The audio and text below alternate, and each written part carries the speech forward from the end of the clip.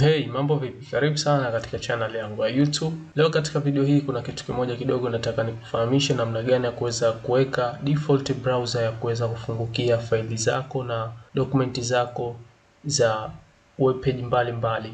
So kama unavyoona hapa nipo na web page mbalimbali, nipo na HTML dokumenti zangu lakini zipo katika icon ya Microsoft Edge, ikimaanisha nikidouble click hapa miongoni mwa hizi web page zangu ama hizi dokumenti zangu, moja kwa moja inakwenda inafunguka katika Microsoft Edge, na mimi sihitaji kufungulia katika Microsoft Edge. Vipi unaweza kubadilisha ikawa ukidouble click moja kwa moja ifunguke katika browser mfano Chrome ama Firefox, yoyote ile ambayo unaipendelea instead ya Microsoft Edge? Njoo katika miongoni mwa faili yako moja kati ya hizo ulizokuwa nazo, right click, then utakuja katika properties.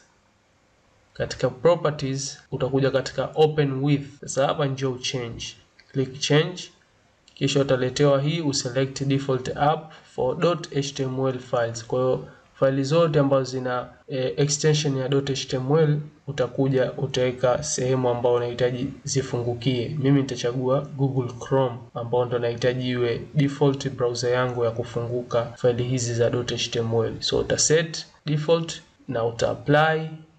Okay, na kama unavyoona tayari imetake browser yangu ya Chrome katika faili zangu zote zilizomalizia na .html, na hapa moja kwa moja nikidouble click zinafunguka katika browser ya Chrome. Nadhani umeweza kuona namna gani ni rahisi kuweza kuchange default browser ya kuweza kufungukia faili zako za HTML, na vile vile unaweza kufanya vile kwa kuchagua software nyingine ambayo unahitaji kufungukia hizo faili zako. Sio lazima iwe browser tu, unaweza kuchagua pale kama ulivyoona open with, basi moja kwa moja imeenda kutugaia options mbalimbali za kuweza kuchagua. Mfano ukichange hapa unakuta kuna application mbalimbali ambazo umeletewa unazokuwa na uwezo wa kufungulia hii faili hapa. Kwa utaangalia wewe unahitaji kufungulia katika browser gani ama katika application gani na kuset kama ni default ziweze kufungukia huko. So asante sana, nadhani umejifunza kitu hapo.